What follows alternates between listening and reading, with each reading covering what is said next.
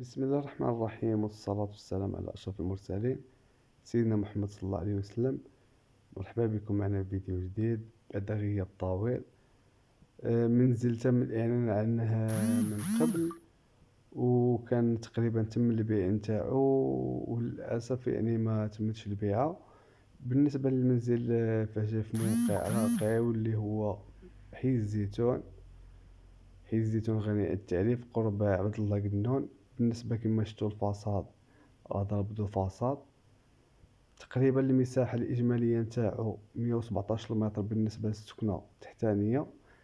بالنسبة للسكنة الفوقانية بحكم يخرجوا لي بالكون غادي تكون تقريبا واحد 125 متر مربع.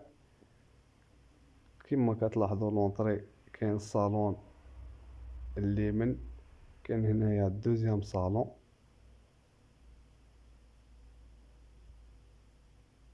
هنا كاين لا كويزين تبارك الله متسعة ما شاء الله.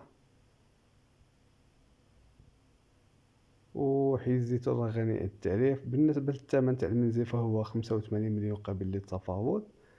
كذلك الناس اللي عندهم أي حاجة بغاو يبيعوها فمرحبا يتواصلوا معنا على النمرة 060341 19 84. ومن الأحسن خليونا ميساج في الواتساب، غادي نتمو يعني نجاوبوا كاع لي ميساج ان شاء الله باذن الرحمن الرحيم اذا تعذرت الاجابه بحكم لي زابيل.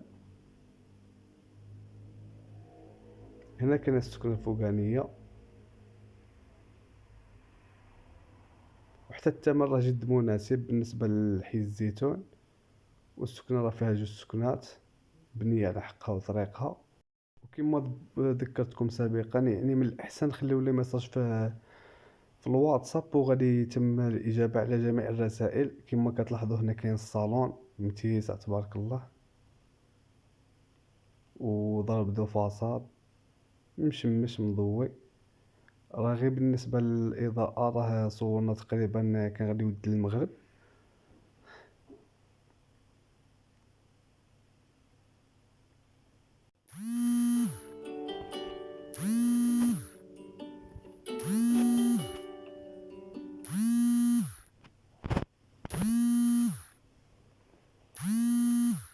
وهنايا كاينه شومبرا.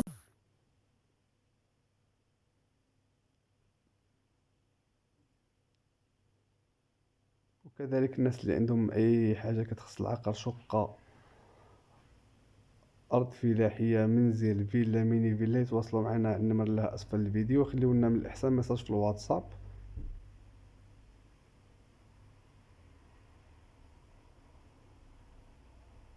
هنا كان البيت اخرى حتى هي بالسراج نتاعها، شوف الفاصاد بلا بلاكار. وخليونا الآراء نتاعكم يعني بالنسبة للمنازل وبالنسبة للثمن ديالها. هنا كنطلعو السكنة الفوقانية السطح،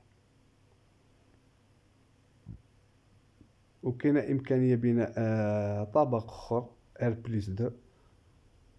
راه النص نتاعها مسقف، يعني اللي بغا يدير جلسة هنا بالصيف ولا يعني تكون حتى شي حفلة يديروها يعني الناس صداقة.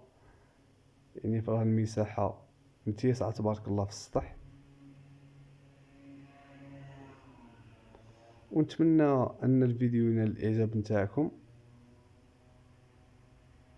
والمنزل كذلك ينال الإعجاب نتاعكم. وما تنساوش تبارطاجيو الفيديو مع الأحباب نتاعكم والأصدقاء اللي مهتمين بشراء عقار. وما تنساوش ديروا لنا جيم في هذا الفيديو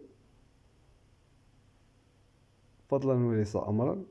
وهنا غادي تكون نهاية الفيديو. السلام عليكم ورحمة الله تعالى وبركاته.